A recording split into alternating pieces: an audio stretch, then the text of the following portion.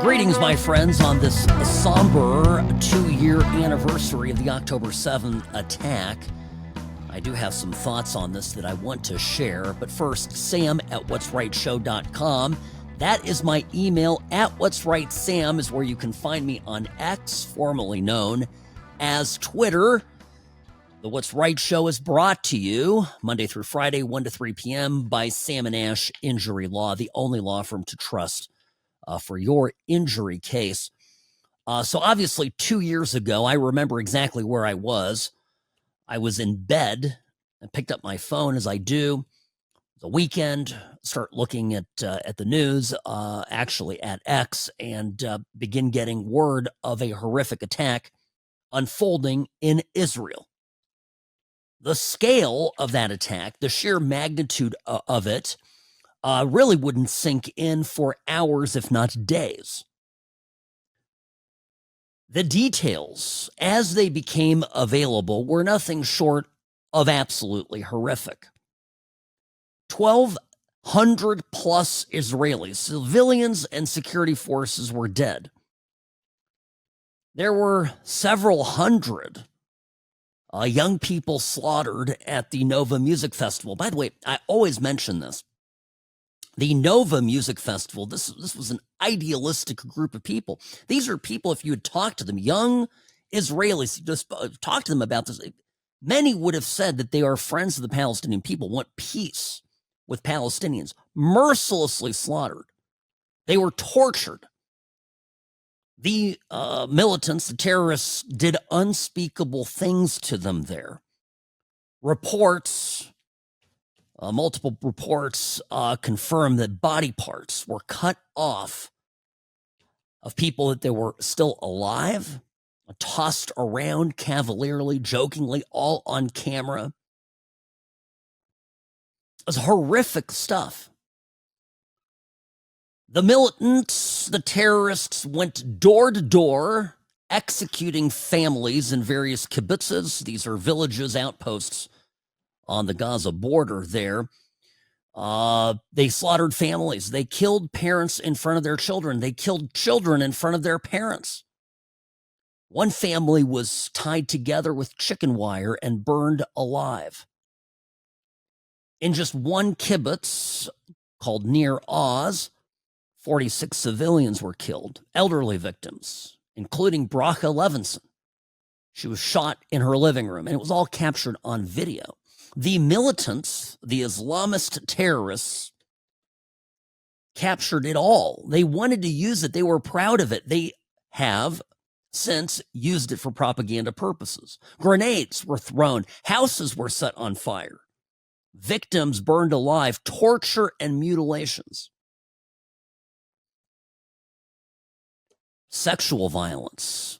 Stuff I can't really even say on air. Horrific stuff. And by the time the dust had settled, right, what do we know? We know that 251 hostages were dead, over 1,200 people were killed, and then, in what I've described as a final act of depravity, the barbarian attackers, the Palestinian Hamas terrorists, made themselves the victims. And they were able to do this with the help of many Western liberals who adopted the Palestinian cause simply for the purposes to accelerate the destruction of capitalistic society. I've talked about this quite a bit here on the program. It's not a new concept. This is why you see Greta Thunberg. You know, she's the I guess she's an adult now. She's 22, but the climate activist from Sweden. For years, she championed the environment. Now she's switched allegiances and is supporting broadly the Palestinian cause. A flotilla to Gaza, arrested twice by the Israelis. I think she's waiting for deportation now, but regardless. It was never about the environment. It was never about Palestine or Gaza. For people like Thunberg, it's about bringing down the West, Capitalism is evil. Western civilization is evil. By any means necessary, it is to be destructed. I talk about this form of accelerationism mixed with nihilism frequently. And this is exactly what it is. Now, every time I see a Palestinian flag hanging from an apartment window or displayed somewhere on a building, I think to myself, aha, there is a leftist who fantasizes about doing to our families what Hamas did to the Jews. And then I think forward a couple years. I think to last month's assassination of Charlie Kirk. These are the same people that celebrated Charlie's death. These are the people who openly talk about killing the children of their political opponents. The new left, and this is so important, folks, the new left and Hamas, they are collaborators, not just bedfellows. They are collaborators in the destruction of traditional Western society and societal order and capitalism, basically in the world as we know it. And the sooner that we wake up and realize that this new revolution is already underway, that it's happening, the better. What happened on October 7th, 2023, 2 years ago today, is a glimpse of just how bad it will be. I think back to the Russian Revolution. The stories are horrendous. Certainly I did as a young man, even as a kid, I read, the history books on it, and I oftentimes thought to myself, oh, something that happened 100 years ago, don't ever want that to happen. Boy, am I glad I live in a modern era where this kind of depravity could not occur. And yet here we find ourselves today facing down a far more menacing threat than the Bolsheviks ever were. These neo-Bolsheviks, these neo-communists, allied with radical Islam, will be the end of the West if we do not stand up to them. It is not surprising to me that the left champions the cause of Palestine. Makes perfect sense. It's a clear thing. Both share, while coming at it from different opposing viewpoints perhaps, both share a common purpose in destroying Western civilization. But where I am really blown away, folks, and I come back to this over and over again, is that we have people on our side of the aisle giving quarter to these Hamas people. And I'm not going to sit here and name names. We all know who I'm talking about. I get that there are criticisms of Israel. Fine, whatever. I understand we want to do America first and isolate ourselves from the world, at least to the extent some of you want budget matters to be isolated and cut off. I get that. To preserve resources for Americans. I understand. But we have an existential threat here. Actually, it's bigger than China even. The thing I fear the most is an encroaching army of leftists and Islamists banding together to burn it all to the ground. And we're letting them in, we're letting them settle, we're letting them be in our midst, the invaders, together with their collaborators domestically. It is dangerous. We live in extremely dangerous times. And we cannot, in this era, be asleep at the wheel. We also cannot give any quarter or any permissiveness to what the left has tried to do. And it goes together with the story that we see today. Yesterday started to come out about the FBI spy scandal on sitting members of the U.S. Senate, Republicans allied with President Trump, under the watchful eye of the Biden FBI and DOJ. And we realize that we're fighting actually a war on two fronts. We're fighting an enemy outside of the country that wants us all dead. And that enemy is aided by the left here in the country, in our country, among us. at times, depending on how elections turn out, by our own government, who instead of focusing on this dangerous radicalism spreading around the world, made it their mission to target their political enemies. They allowed the forces of destruction to spread. Meanwhile, they kept at bay the forces of good. It's really perverse what the Biden administration did. All right, folks, quick break here. We just got to take a, they just start making faces at me when I go too long. We'll get to all of it. All right, don't worry. Busy Tuesday here at the What's Right studio. Sam Mirejovsky, News Talk 840, KXNT. I'm the best. Personal injury law has been the same for a long time. The best. Big egos, greed, and sleazy schemes. We've had enough. Welcome to Sam and Ash, the new standard for personal injury law, where things are done the right way, because you deserve a team that delivers real support and results. When you have both, your whole world can change. Sam and Ash Injury Law, because you deserve what's right. Making radio great again. Sam Mirejovsky here behind the What's Right microphone. Sam at what'srightshow.com is how you reach me. Okay.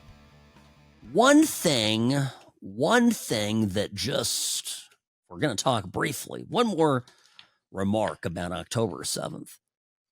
One thing that absolutely gets me are the musings of some pseudo-intellectuals about how Israel deliberately permitted the attack 2 years ago to happen.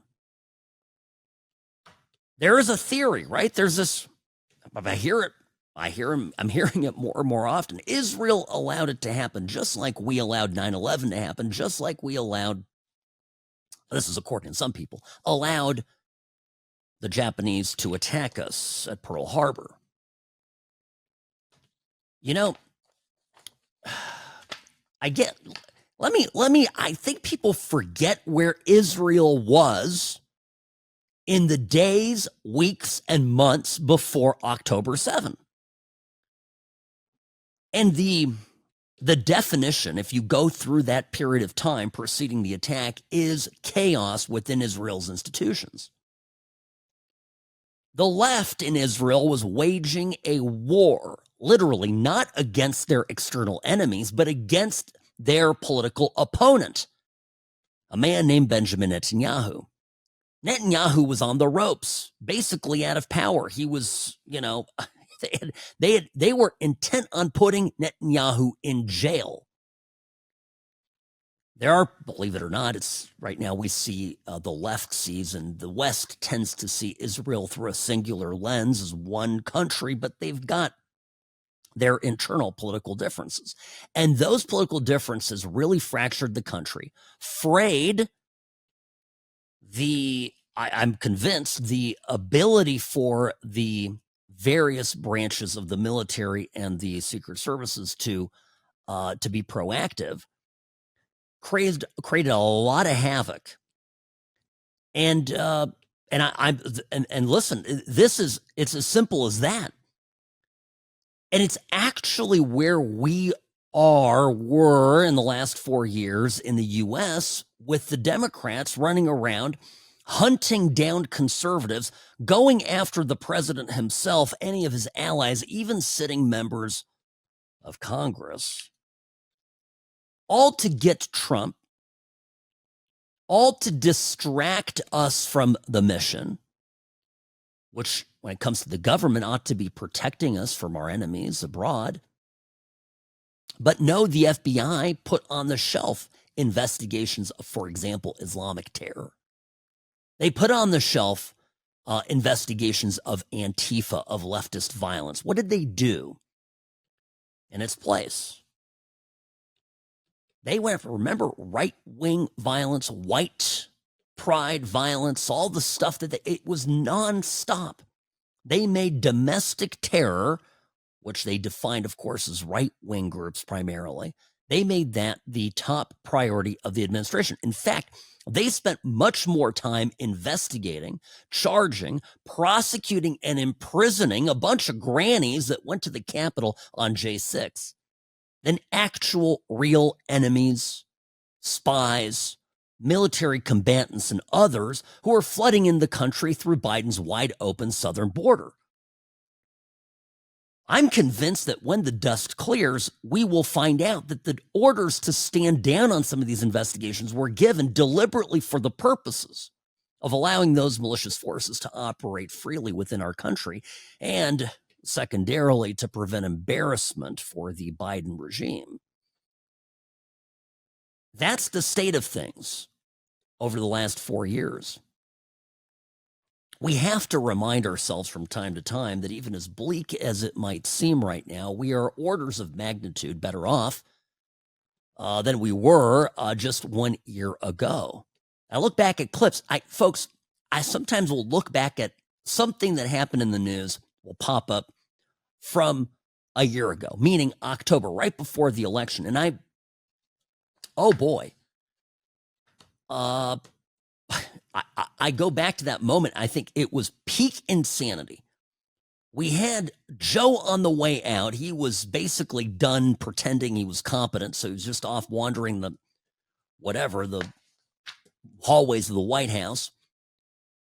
Well, then you had Kamala Harris running around, signaling weakness, and I'm telling you, our enemies were looking at it going, please, dear goodness, please, America, elect that vacuous bimbo. Do us all a favor.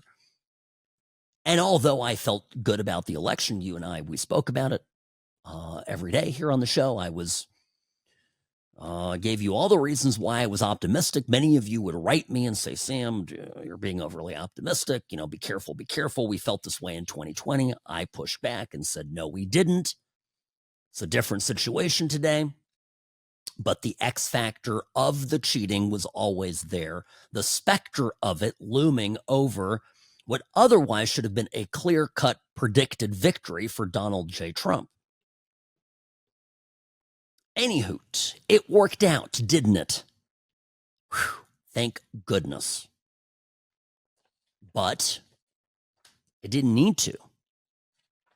Imagine Kamala Harris had won. I don't even know if we'd have a country a year later. Instead of deportations, more bad people flowing over the southern border, more military combatants. Hamas emboldened. America would have caved long ago. Kamala would have probably already established a U.S. embassy in Palestine.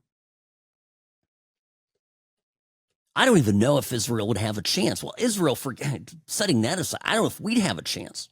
How long before one of our friends over at Hamas sneak a cell into this country and do something terrible? The Democrats think they are buying some kind of loyalty or love or appreciation from the radical Islamists. You can't negotiate with these people. This is all the Democrats are the party of Jimmy Carter. Remember when Jimmy Carter wrote the Ayatollah Khomeini, he said, well, I'm writing to you as a man of God to a man of God. Never in the history of the United States was there a person more dumb than Jimmy Carter. Well, Biden gave him a run for his money. Kamala Harris would have made Carter look like, a Mensa genius. Anyway, this is what happens. These people emote. But I'm warning many of you on the left. I'm telling you, you may feel emotionally simpatico with the Palestinians because you feel that they are the oppressed group. I promise you that when they come to power, if they were to come to power, they would oppress more than you can even imagine. And if you were to coexist with your friends over in Palestine, you might find that coexistence would be rapidly and quickly cut short by an overt act of violence against you by them. Trust me. This is what makes it so crazy. And it's like these people the left doesn't ever open up a real history book because they don't want to hear it. They just want the whitewash fantasy version of it. And the long and the short of it is, you go back to the Russian Revolution, so the Bolshevik Revolution. They began killing each other, toot sweet. Same with the French. It wasn't a musical utopia. It was, they began lopping each other's heads off when they ran out of kings and aristocrats. Sam Mirejovsky, News Talk 840, KXNT.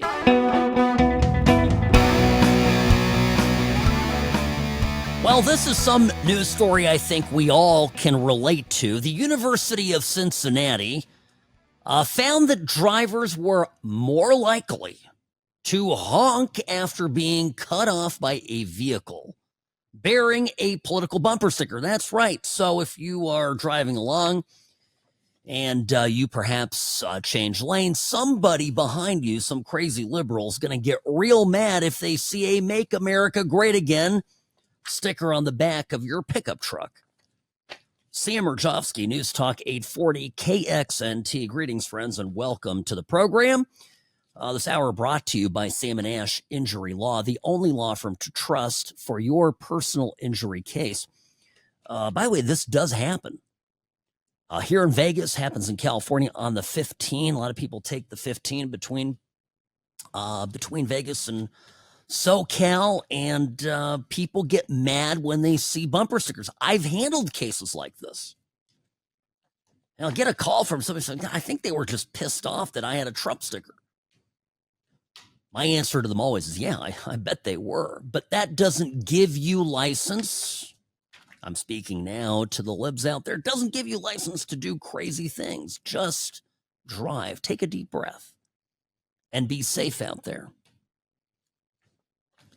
The survey by the University of Cincinnati found that political bumper stickers do not seem to trigger more patience or grace toward drivers of the same political affiliation, but did trigger more hostility toward those of opposing ideology. So if you get cut off by a Trumpster, you don't go, oh, okay, it's fine.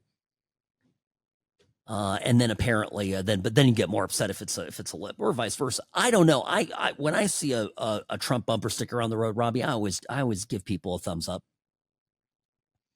But then I have to be very clear. I want them to know it's my thumb. Yeah, that's my biggest fear. Through the window or something. They've got tint. I have tint. I don't want to have put my thumb up there and think it's the other finger. But I'll tell you one thing. I probably have 4 or 5 road rage accidents that we handle a month at Sam & Ash. And it's all preventable, all because some idiot lost their cool and now you're hurt, your car's banged up and everything. So,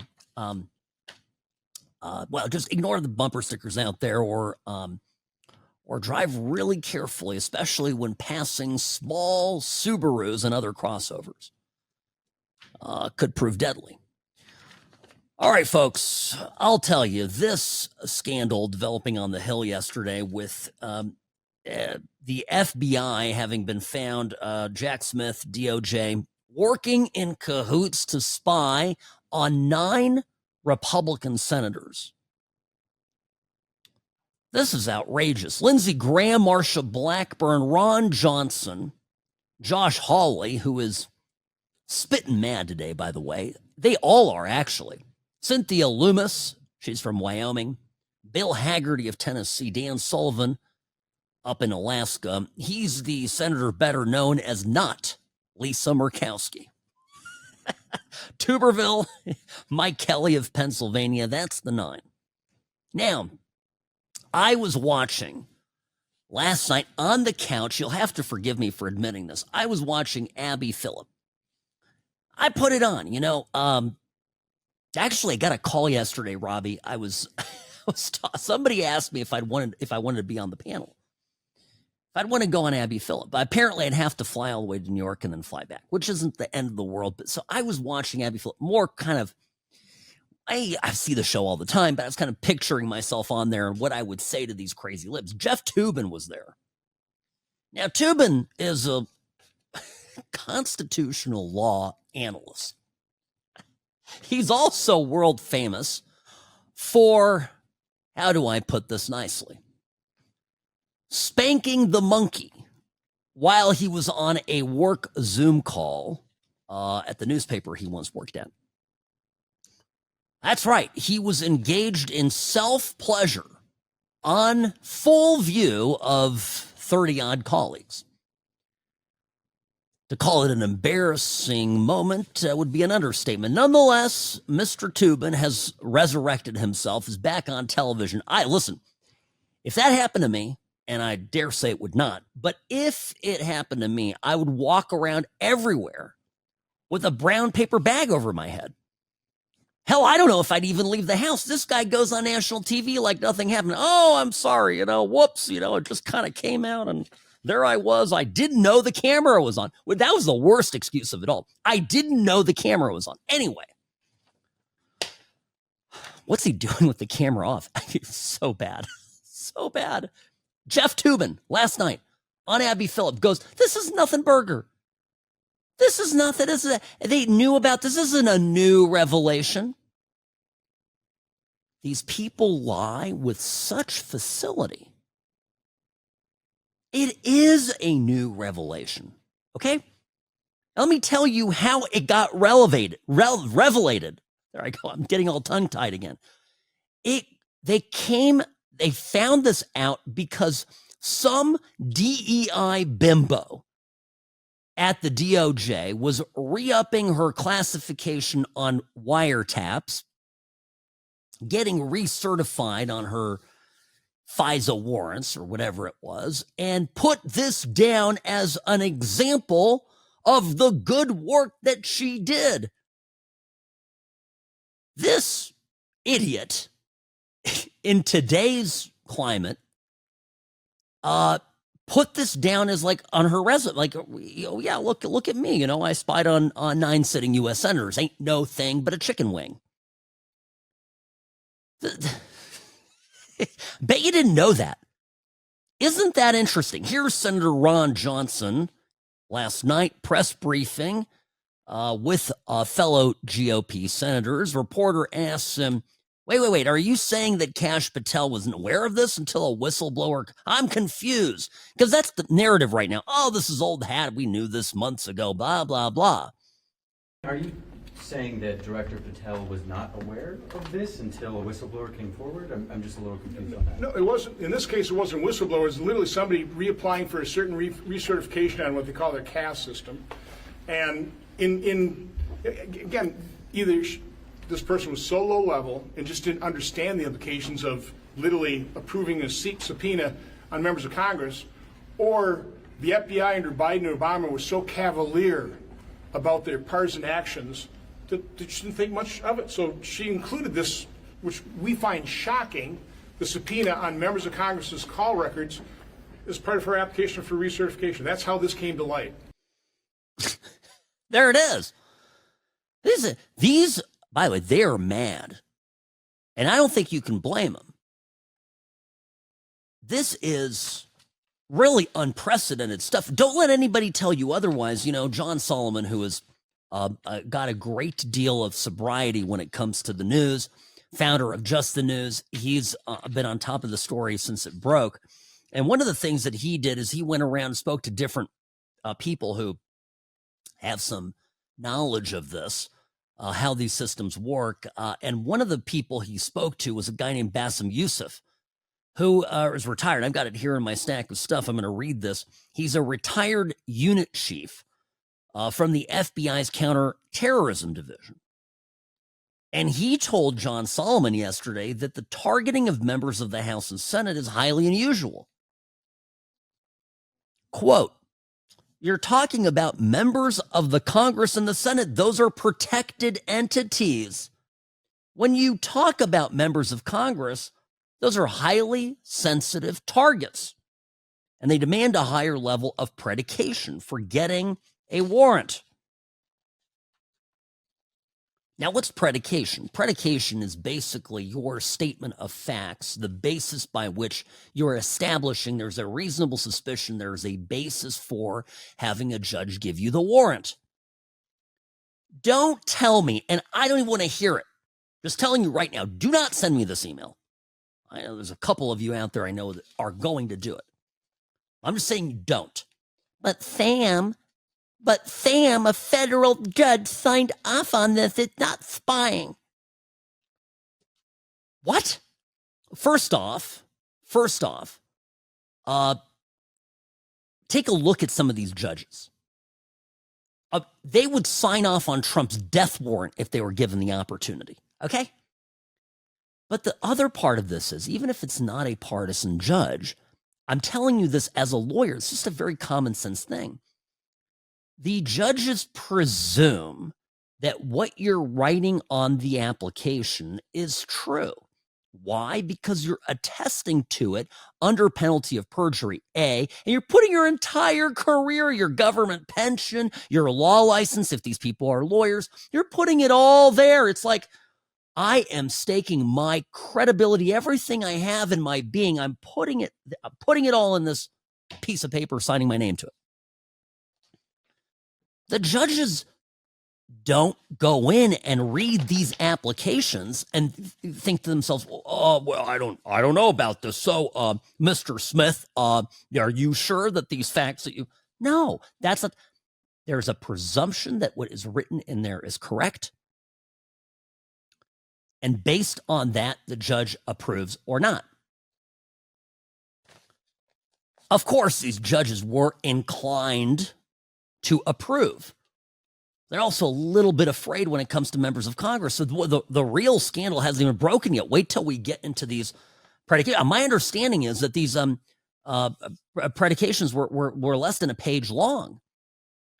To get something as extraordinary as a warrant to tap the phones of a sitting U.S. senator. To say it boggles the mind is an understatement. This is what I'm just telling you, this is what we're dealing with. So yeah, I mean, people are saying this is the next Watergate. Sure, yeah, I mean, it's absolutely catastrophic.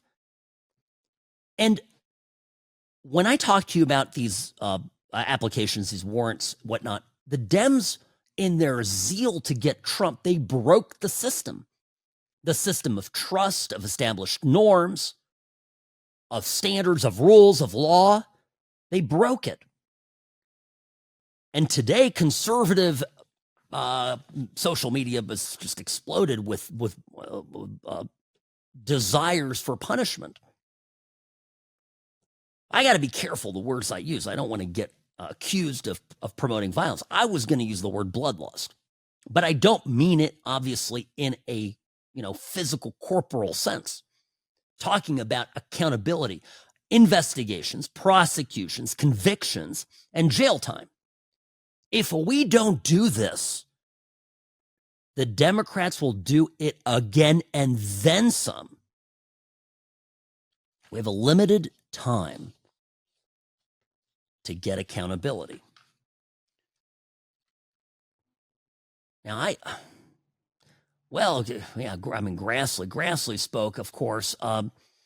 He called it worse than Watergate. He also said they're hiding all the documents because, of course, this is Grassley and Johnson talking about this. Here's what was said. FBI to do this investigation, or are you starting an investigation on your own? Right? To be clear, okay. They've got the documents, we don't. But they've got to find the documents. Again, you have to understand the challenges Kash Patel, Pam Bondi face. They've got people, they still have partisan actors inside their agencies that aren't coming forward.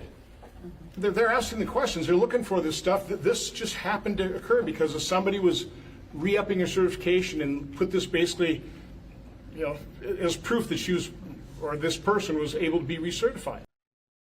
Yeah, bingo. By the way, I got to take a break here. We're going long, but there's so much to this. Just stay tuned. I'll get to all of it. Sam Mirejovsky, News Talk 840 KXNT.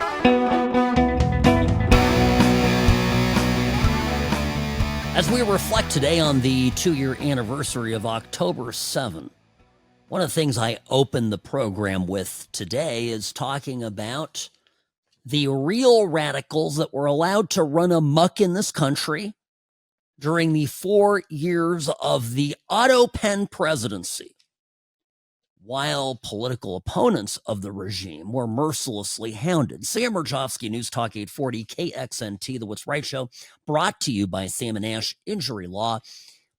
Let me say this. Josh Hawley, yesterday speaking to Fox News, as news of all this was breaking that the Democrats, Biden officials, Christopher Wray at the FBI, Jack Smith, Merrick, the Magnificent Garland, the Attorney General, were spying on at least nine sitting U.S. senators. Hawley says, yes, they were spying on me, but who else were they spying on? Well, this was really good. I mean, this is really unbelievable. It's blatantly unconstitutional. It's a violation of the First Amendment. It's a violation of the separation of powers. And it also goes to show you the extent to which the Biden administration was so corrupt, using the FBI to target their political enemies. And let's not forget, they didn't just do it to senators. They did it to school board parents who went and spoke up at those school board meetings. They did it to 92 conservative organizations, including Charlie Kirk's Turning Point USA. They tried to recruit spies into Catholic parishes. That's the kind of people we're dealing with here. Bill, we need a total investigation, a thorough investigation into everybody who was responsible, and I think there needs to be prosecutions. Oh. Well, of course there need to be prosecutions, but what did he say? Remember this? Remember the whole scandal of them recruiting people to spy on Catholic churches? You know, look at what's going on in Dearborn, Michigan. Look at what is going on in Minneapolis, elsewhere around the country. Radical Islam taking root on U.S. soil, expanding, and, well, in many cases, starting to carve out sections of the country for its own exclusive use. And these idiots running the country last 4 years, whoever the hell they actually were more concerned with keeping their political power, the spigot of money flowing through basically our pockets, national debt, out into all the different NGOs, draining the budget and enriching everyone within the Democrats' vast patronage network. So one part power, one part money, and anyone that was a threat, particularly Trumpism, which would have meant accountability and an end to all of this, became public enemy number one. This is why the media and the left was so invested in denying that any apartment buildings were taken over in Aurora, Colorado by Trenda Aregua or any other gang members here illegally in the country, because, of course, to admit that would require an accounting of the type of actions that the Biden administration took to enrich everybody in their orbit. It was all done deliberately, is my point. And the enriching happened all the way at the top. That's the other scandal that's unfolding today. The other scandal is that Joe Biden was given a briefing by his intel services that read something like this. Okay, I don't know if Joe actually heard anything that happened, but he was given an intelligence briefing, and it said that the Ukrainian officials that had met with him while he was vice president had apparently had believed that he was deeply corrupted and was there for personal gain, and that's all he ever wanted via his son and shady energy dealings and all the stuff that we have already talked about. And the next line in the chain of emails, you go up a little section, and there is a notice there from whoever was reviewing it saying that Biden directed people to not disseminate that internally. The cover-up started with Biden when he was vice president under Obama. Every time Obama, and he still does this, I think he does it just to get on my nerves. Obama will get up there and go, my presidency had no scandal. My presidency had no scandal. And what he is snarkily implying is, look at what a mess the Trump presidency is. And yet, the scandal, the real scandal, in fact, even the symptoms of chaos wrought particularly upon the first Trump term is directly attributable to a real malicious scandal, corrupt acts, treasonous acts even committed by Barack Obama. He and Hillary are the root cause of all of this.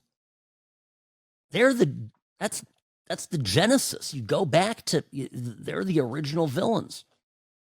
And Biden was the VP in the background, just, hoarding cash, enriching his son, his brother, and everybody in his family, and preparing to be the patsy to run against Trump in 2020.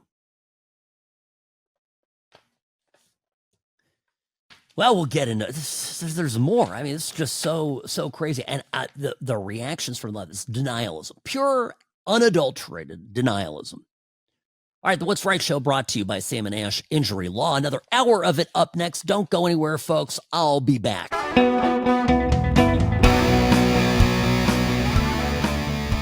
Greetings, friends. The What's Right show is on. Sam Mirejovsky here, Nevada's favorite recovering Californian, behind the What's Right microphone. Pleasure to be here, as always. So, this, just as a little refresh if you're just joining us, Jack Smith, it's been revealed, tracked private communications calls of 9 Republican senators. This is part of the Arctic Frost team. This was all a subversive effort to dethrone MAGA. Emboldened in the wake of the January 6th scam in 2021, Jack Smith came in and really began a spy operation on people that were in Trump's orbit. And he wasn't just satisfied with Trump's aides or his valet or his attorneys. He went after sitting members of Congress, senators. This is not going to go well for Mr. Smith. Trust me, these people are PO'd. An FBI official told Fox News Digital that Smith and his team could track the senators' phone calls, the numbers they called, the location, and where it was received. An enormous invasion of privacy. And to what end? They were investigating the vote to certify the 2020 election. You can't do this. The senators are free to vote. This is part of it that I just love, is this presumption, right, that the senators could interfere illegally in this in any way, shape, or form. They're elected to represent the people. This is a representative democracy. Members of Congress, for better or for worse, oftentimes, folks, for the worse, have broad legal protections. They have constitutional power. Just because they're exercising it in a way that is displeasing to the regime, to the president, doesn't mean that the president can then dispatch his Stasi, his Gestapo, in this case, Biden's weaponized FBI, to go and spy on them and thwart or intimidate them from performing in their constitutionally mandated duties. You can't do this. But this wasn't the only thing that they did. Remember Quiet Skies? This was a TSA surveillance monitoring program, but it's a big son of a gun because you basically get extra screening anytime you fly, so you don't breeze through on TSA. Hell, you don't even go through you go through the regular line, but there's a nasty code written on your boarding pass that it basically gets you, more than a few intimate moments with whoever happens to be on duty with the rubber gloves. This is what happened to Tulsi Gabbard. Every time Tulsi Gabbard flew Not only did they track her, they spy on her as a former member of the Democratic Party who dared criticize Biden and Hillary Clinton and whatnot, Obama. So what did they do? They started tracking her, and every time, I fly a lot. Here, quick aside. I want to deliver this logically, but I found my mind racing ahead of my mouth. Quick pause. I fly a lot. When you fly more than once a week, the time-saving benefit of TSA, meaning you go through a short line. Back then, you didn't take your shoes off. You don't take your laptop out. That's a huge one for me. Keep your bag intact. I can get here at the airport formerly known as McCarran in the great city of Las Vegas. I can breeze from the curb to the gate in about 13 minutes, depending on which terminal it is. 13 minutes. That's how good I have it. That's not bad. If that turns into 45 minutes or an hour, that's a big deal for somebody that flies multiple. So I want to be, it was bullying, right? It was intentionally designed to slow down and to frustrate and to punish somebody who was merely a political opponent. This is why the Quiet Skies Initiative was so powerful. It targeted freshman Arizona Congressman Abe Hamadeh. But it also, they went after veteran groups, journalists, some political elites, mask mandate protesters, January 6th linked travelers. So if you were somehow tangentially involved and didn't get arrested or got arrested and were later released from jail, from prison, January 6th, you then were just, harassed endlessly. This is how they operate. And this is why I am endlessly both bemused and irritated by the Democrats constantly calling us fascists. No. This is projection. Projection. They are projecting. There we go. It's all it is. Whoever was in charge under Biden, it wasn't Joe. Some say it was the First Lady. It was Dr. Jill Biden. Maybe it was the crack pipe. Isn't that funny? Tell me, Sam. Sometimes I travel around the world and people say, well, tell me about it. What was it like under Biden? We hear some things, I said, well, imagine a country being run half by a auto pen and the other half by a crack pipe. That was the state of things. And by the way, if you got affected by it, which most of us did, select few behind the gates of lavish, palatial, guarded communities were able to escape the horrors that was the open border. Good for you, but for the rest of us, crime was up. My whole life. Always lived in nice-ish areas for the most part. First time in my life I get burglarized in the last 4 years. You think that's a coincidence? You think that just happened? What are the gang came in, went through, clean professional job and left. You think that they were in the country legally? I bet your bottom dollar they weren't. Anyway, so we were all affected by it. It was an absolute mess. And these people, this is how dangerous it really was. And that's one of the things that this revelation about all this spying is instructive of. They were so intent on maintaining their political power, and they were so certain that they were going to maintain their political power that they were doing all of this in the open. Remember, last hour I played the clip of the senator's press conference, and I mentioned how it was Ron Johnson was asked by a reporter about the whistleblower that came forward with this information, and Senator Johnson's like, no, it wasn't a whistleblower. You're actually mistaken. It was literally someone reapplying for their CAS system recertification. So basically how you process these warrants, right? And, you know, it basically goes, I don't know what the implications is. They're bragging about, like, putting it on there. Oh, look what I did. I spied on nine senators. I'm so good at this. And what Johnson said, this was great. You think this person was so low level and just didn't understand the implications of literally approving a subpoena on members of Congress, or the FBI under Biden and Obama was so cavalier about their partisan actions, they didn't think much of it. I'm going to say, I think it reveals more of the latter.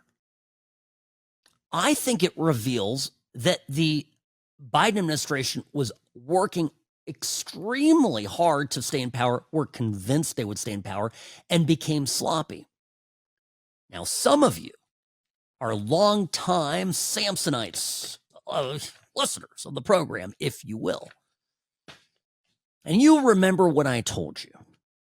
This was in the midst of Biden hell. I said the tricky thing with these Democrats, for them, is that they're just so lazy. They never get any accountability. Nobody ever comes after them. They get a pass, they get a slap on the wrist. They're allowed to be sloppy. The media carries water for them endlessly. We Republicans, we got to think a little bit on our feet. If we're going to do something sketchy, we got to be very careful about it. Because remember what happened to Nixon. Okay? By the way, Nixon is a choir boy compared to these people. Nixon didn't do anything wrong. We're going to put this on some sort of scale. My gosh. This is, whoa, Watergate, what Watergate?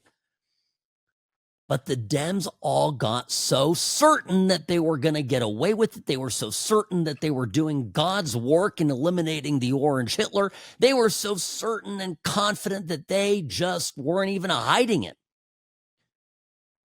The panic in these buildings at the FBI, at the DOJ, for example, following the election in November a year ago, almost a year ago, coming up next month. Wow.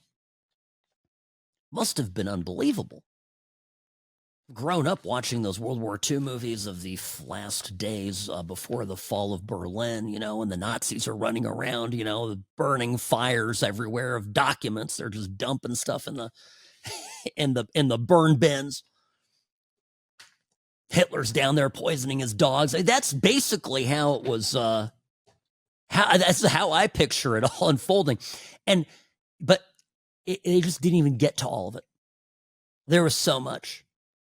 And I think little bit by bit it's going to come out. My money is on some accountability here, especially now that some high level people. I hate to say this. I'm not a big fan of Republicans in Congress generally, a few exceptions, but now that they got the treatment that January 6 people, a sliver of it, right? A taste of it. Now that they got some of that treatment,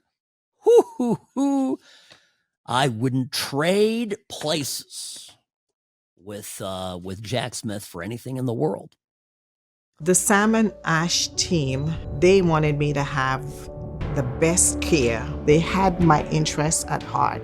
I have an enormous amount of gratitude. I cannot say enough thank you.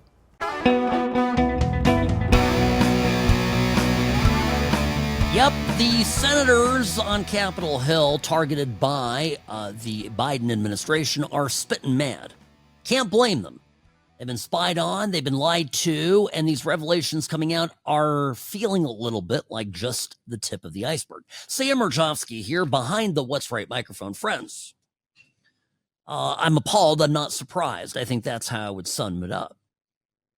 Wesley Hunt, a press conference on Capitol Hill, he's a congressman, speaking to Fox News, basically says this, all right? And I like this because, of course, this has been going on for 10 years. This is the weaponization of the United States government against senators. And let me tell you something. Our job is to protect this country against all enemies, both foreign and domestic. And last I checked, every Republican senator does not fit that mold. And so keep in mind, if but not for President Trump getting reelected, we would have never known any of this. And that's how consequential this last election was. It's time for us to elucidate the public as to what the Democrats have been doing to us for the past 10 years. And that is using the federal government and the DOJ against not just President Trump, but against their political opponents. This is problematic. This is not what this constitutional republic stands for. And I am so glad that we're actually having these conversations. And we see handcuffs. Heads need to roll for this. People need to be punished for this because, again, this is unconstitutional. They've gone too far and they've overplayed their hand. Yeah, this is exactly right. They have overplayed their hand. And I bet they overplayed because they're so confident that they were going to win. The one thing that you have to give the Dems is they've got confidence. But remember Hillary Clinton, boy, she had the barge out there in the Hudson River. She had the election night party all set for the Peninsula Hotel, which is a swank hotel just a few blocks away from Central Park. And by the time the night was over, was it Leon Panetta? Who was it that went out there? Not Panetta. Who was the other? Who was the little shrew that had to go up on stage and little Clinton donkey that went out there? Oh, there's not going to be any comments tonight. You know what? People there in tears. All the men with their mascara running. Yeah. They're just overly confident, is my point. So, who was it, Robbie? Do you remember this? Gosh. All right. It's a callback. The image of it stands out. So regardless, the other part of the story, of course, that came out was the role that Ukraine was playing in the interference to the U.S. election. And John Solomon, Just the News, went on Fox's Sean Hannity last night to explain what was going on, what new developments we had. Straight up election interference, but not by the Russians to help Trump, but by the Ukrainians being asked to help first Hillary and then later Biden. Listen to what happened in 2016. The general prosecutor of Ukraine, our equivalent of the attorney general, came on our show this morning and said the following: there's enough evidence for me to open up a criminal investigation into the illicit effort by a Ukrainian to try to influence the United States election in favor of Hillary Clinton. That's a profound statement coming from the top law enforcement official of Ukraine. Why is it important? There's a court in Ukraine that's already concluded that Ukrainian officials leaked Paul Manafort's financial records to try to sway the U.S. election. You haven't heard anything about that in the American press, but that ruling occurred recently. Then a parliamentary member comes out and says, I have a tape of these law enforcement officials saying they did it specifically to help Hillary Clinton. That becomes the foundation of the Ukrainian investigation. And you have talked to people that have heard this tape, correct? Well, the prosecutor himself has heard the tape and said it was important enough, good enough evidence to warrant opening the investigation. Yeah. Well, there you go. Boy, things are turning. Remember Paul Manafort? He was briefly Trump's campaign manager, and they leaked information about him having worked for Ukraine, basically as an unregistered foreign agent, and he ended up going to jail for a FAR violation. That all happened. Okay? The sabotage levels here were huge. The Democrats, by the way, John Solomon further reports, asked the Ukrainian embassy back in 2016 for help interfering in the U.S. election directly. This is crazy stuff. Ukrainian officials offered us evidence that, in fact, they were involved in election interference in 2016 to help Hillary Clinton's campaign. But I didn't see anybody in the media pursue the interference story, and I thought they cared about interference, but obviously only if it's Russian interference in Trump, because we know they don't care about the dirty Russian dossier. That's right. Keep in mind that just a few months ago, Sean, we reported on your show and Inside the Hill that Ukraine's embassy in Washington confirmed on the record that back in 2016, the Democratic National Committee, trying to help Hillary Clinton get elected, asked the Ukraine embassy to help interfere in the election by doing two things: dig up dirt on Paul Manafort and have Ukraine's president make a kerfuffle here in Washington about Manafort and Trump when he came to visit. Now, the Ukrainians say they rebuffed that attempt, but Hillary Clinton's campaign, the DNC, made that request. Yeah. It's epically scandalous, no? Well, remember, basically much of what, if not all, of what the left currently believes to be gospel truth. For example, Russia interfered in the 2016 election to help Trump, and Trump elected basically because of Vladimir Putin. And January 6th was, an armed insurrection against the U.S. and an attempt to overthrow the government. If you just take those two things, they are rapidly being disproven. And again, the same stupid Democrats that go on to say, oh, yeah, I spied on 9 sitting senators. Yeah, no problem. They're going now in podcasts talking about how the January 6th kerfuffle was a setup. They're talking about it openly. Well, who is this? This is a former Pelosi staffer, Ashley Etienne. And she went on the Two Way Tonight podcast. This was Sunday, is when it published. And curious choice of words here, honestly. Most parts of the Democratic apparatus aren't, again, as we talked about Schumer and Jeffries, that forward-looking. We were planning, when I was working for Pelosi, I don't know that this has ever been made public, or I've never said this publicly, but planning for a January 6th type of an event 2 years before it happened, right? Just understanding the mentality of the president. Wow. I'll be right back.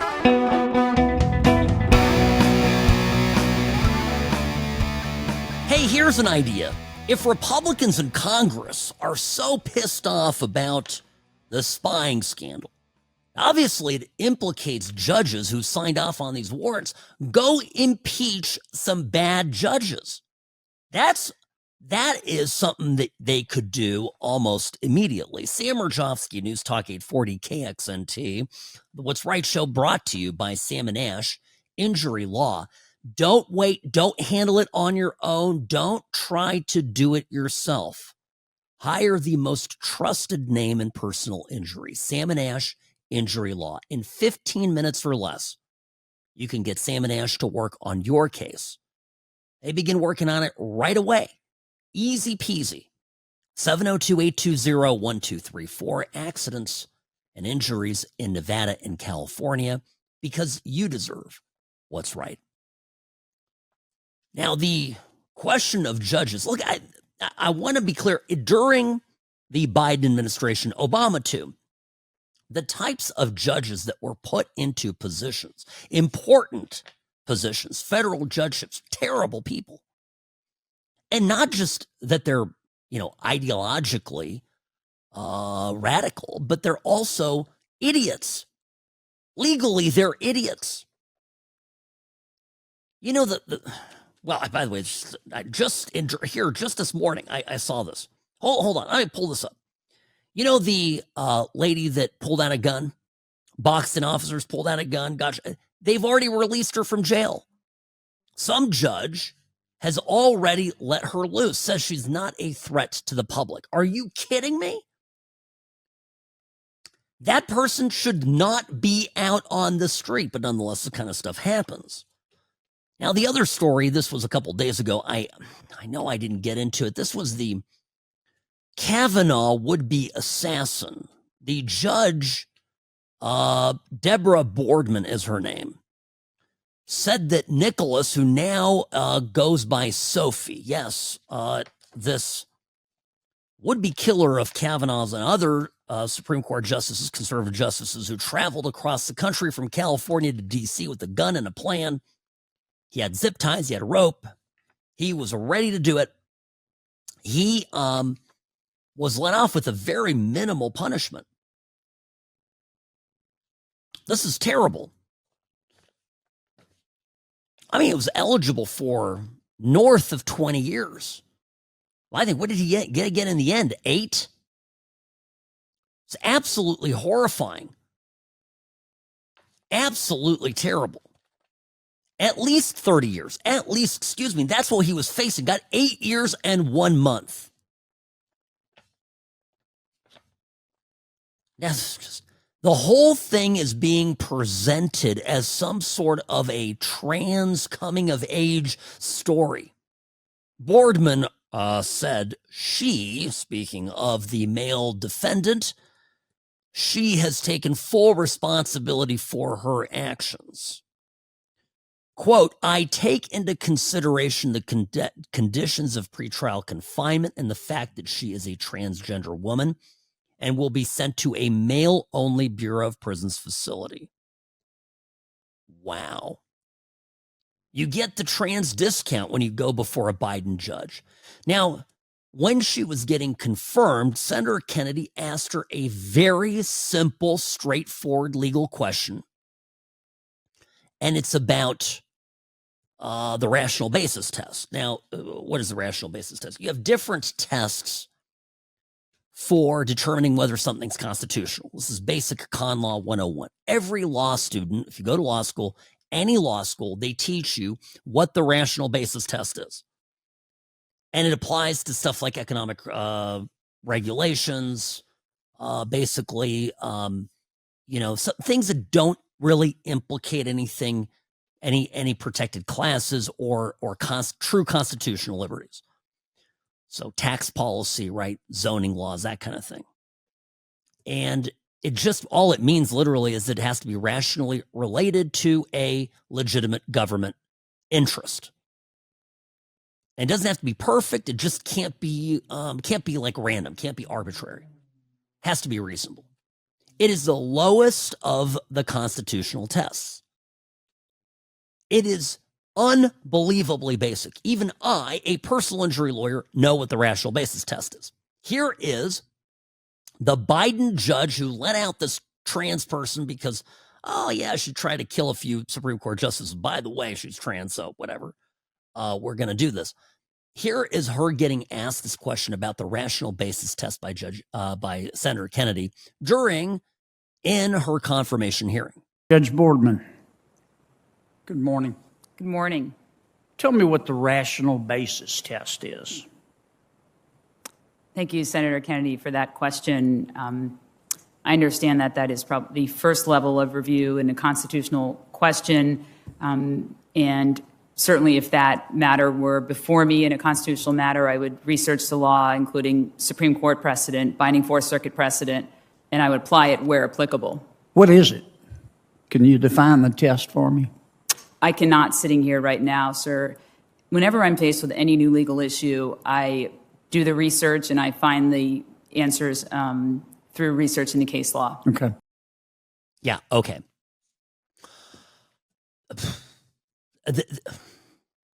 My con law professor was Hugh Hewitt. That Hugh Hewitt, so a conservative commentator, radio host. Yeah, so Hugh Hewitt, if I did this on national television, Hugh Hewitt would find me and probably strangle me. This is embarrassing. My point playing this is not just to laugh at the Democrats. Love to do that. Happy to do that here. My point is to put on my lawyer hat, okay? I'm putting it on.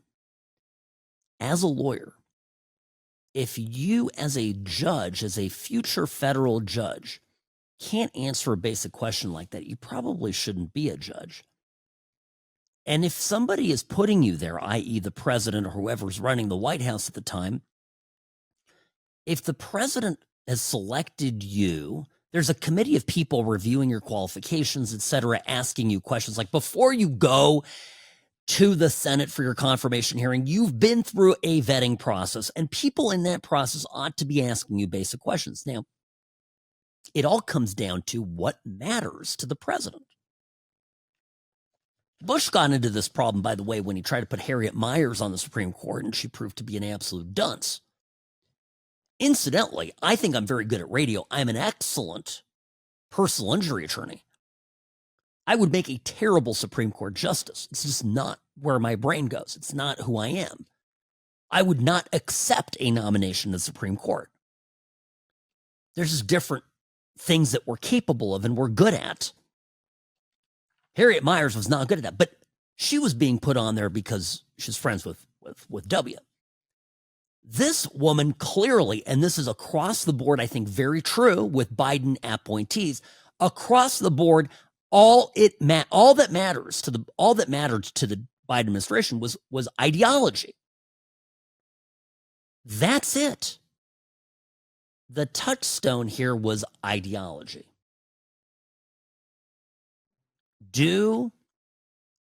Is this person going to be a radical leftist? We don't care if they don't know the law. We don't care. We're going to get them through. We'll get them confirmed. It'll be fine. Really bad stuff.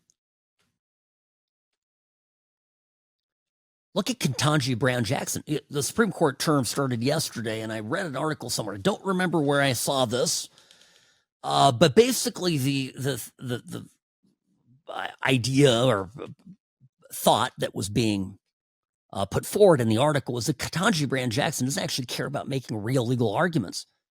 She just wants to get her political ideology across. And it was actually being presented in the article that I read as a good thing. Oh, she doesn't even care about making cogent legal arguments. But that's not really the point. The point is that she is fighting for what we're all thinking and believing and feeling. And so, it's wonderful. This is infuriating. It's an insult to our system. It's why the Biden administration knows. They knew. The Democrats understand this. If you populate the courts with people who don't care about the law, actually it's better. It's better if they're ignorant of the law. Okay? Get people on there who don't even know the law, but are just radicals. And all of a sudden, you got an assassin, would-be assassin of Supreme Court justice, but you know what? We got to get rid of a few of those conservatives. That wouldn't be a bad thing while Biden was president. We got to encourage that. So we're just going to give she, he, it, whatever, a slap on the wrist. Oh, I've got 8, 9 applications for warrants to tap the phones of sitting Republican senators with only a flimsy little one piece of paper explaining to me why. Okay, rubber stamp. Oh, done. Oh, you want to we got an Antifa radical that is shooting at ICE. Well, we want more of that. Well, let her out on the street. Yeah, out on bail. Guy that shoots up the TV station because he's mad about, Kimmel getting taken off. Oh, yeah, let him out. Oh, Trump is trying to secure the border, is trying to cut wasteful spending, try to clip the wings of the vast patronage network that the Democrats have said, oh, yeah, stop, block, stop. Getting overturned again and again by the Supreme Court. It's like, come on, guys, we have this established. This is black letter law. You can't do this. Doesn't matter. The law doesn't matter. The ideology matters. These are unelected people with enormous amounts of power. And if the Congress, if Republicans actually want to do something meaningful, start impeaching them. It takes a simple majority to get an impeachment in the House. You need 60 votes in the Senate, but or 2/3 in the Senate. I always forget if it's 60. I think it might be 2/3. But you need a simple majority in the House. I know that much. And to get it out of the House, that at least you get them impeached. At least you tie them up. At least you start to punish them. Send them through it. Make them do that. All right, quick break. Sam Mirejovsky, News Talk 840 KXNT.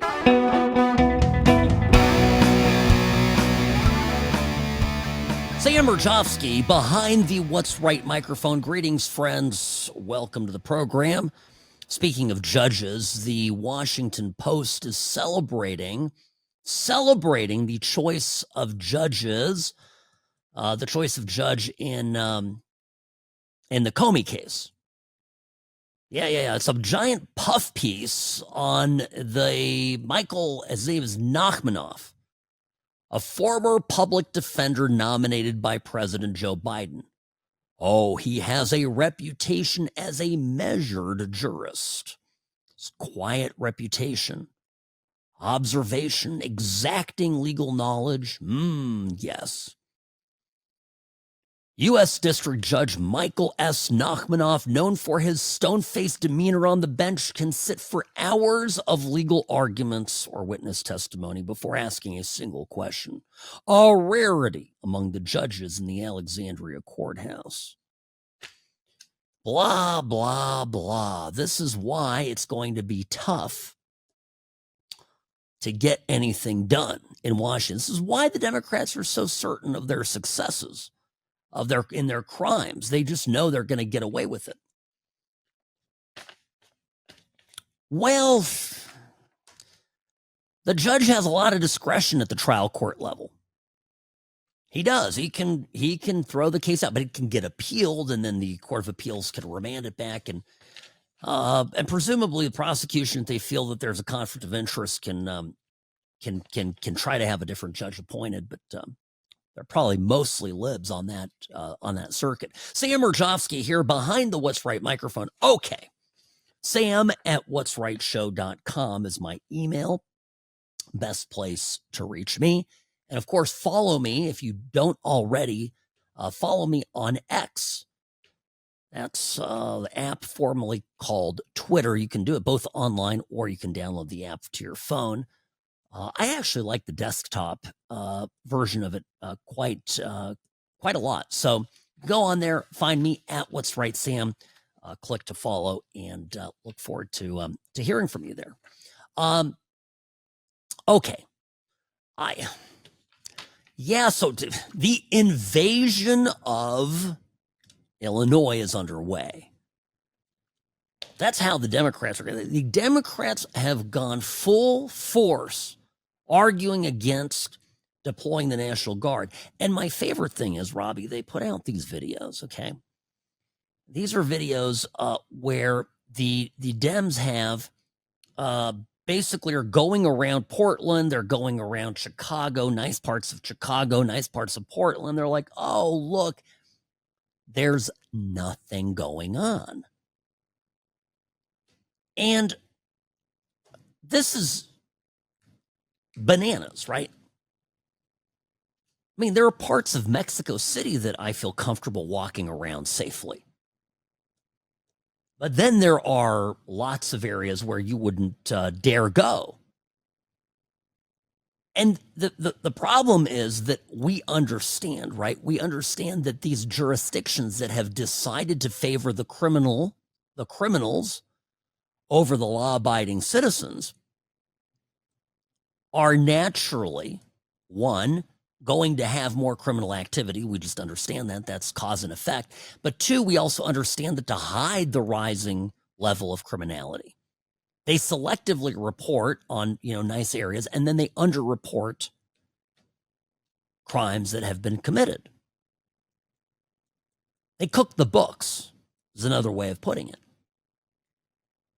But the thing where I think it all kind of backfires on the Dems is that if you go in the last 2 weeks, what has been the focus, right, of the Democrats'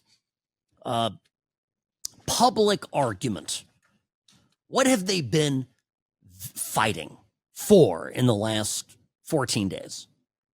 Well, we got the government shut down, and the reason the Dems are shutting the government down is because they want to ensure that illegal immigrants get money. So free money, free health care for illegal immigrants. Okay, that's one thing.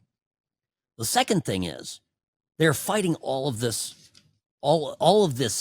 Trump efforts to deport illegals, right? We're fighting against ICE and get rid of criminals to lower crime.